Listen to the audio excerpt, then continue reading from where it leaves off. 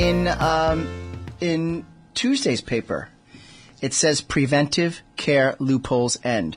Well, as you know, if you listen to the show, preventive, not preventative, it's preventive.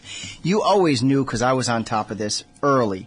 And also, clients, thanks so much when you come up to me, even at the Home Depot or at the YMCA, and say, hey, you know what? I called my doctor and I didn't know that bill. Yes, it's called balance billing and it's wrong. I tell you that all the time.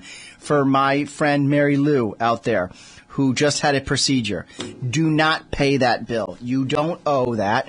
So what happens is the doctor's office will say, oh, my billing department did that. Doesn't matter who, the doctors are the greatest people in the world because they save our lives, but always ask questions. There's nothing wrong with saying, do I owe this? What do I owe this for? I listen to Michael and he says, with preventive, a colonoscopy, as long as it's CPT coded for wellness, and I would take a proactive approach and call, of course, Naugatuck Valley Surgical Center, the greatest place to get a colonoscopy, even if you have to have one. It's immaculate over there. I miss my friend Betty so much. So you call NVSC, you say, I'm coming for my preventive colonoscopy screening.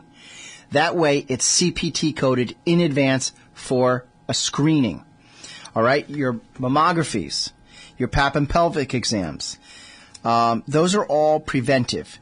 The preventive items can be found on each carrier's website. It's actually too long to go over today on the show because I have a guest calling in at 1:40, my buddy Darren.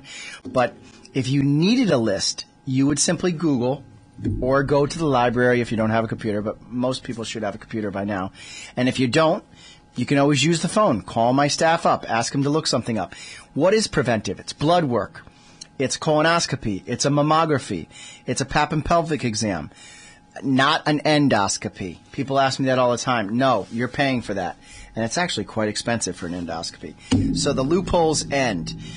This has been done by the Health and Human Services, so that should be a no-brainer. But insurance billing is notorious for breaking down procedures into different subcategories. The new rules made it clear that patients cannot be billed a copay for anesthesia during a colonoscopy. Well, that happens all the time. They get bills for things. Oh, that's a this bill. That's a that bill. Ask questions. Do I owe this? I thought this was a preventive visit. Hi, Dr. So-and-so. Hi, Dr. M, who's got quite a following, and a brother who's an attorney. That guy's got a following and a half. So you call up his office. I'm here for my preventive visit, and you don't have a copay. If you cough during your visit, you blew your copay. Now you have a sick visit. Then you owe your copay.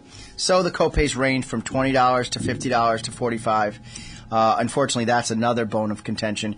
They go in last year with a $15 copay. People love it. Now they raised it to $25.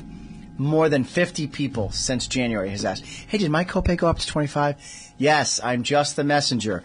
I did not raise that $10 and put that in my pocket myself. I'm sorry, but it's still a good company. So the copay for preventative is $0. That should be something you should know. All right? So that's 2 out of 2. We're done with that. We're done with this. Okay.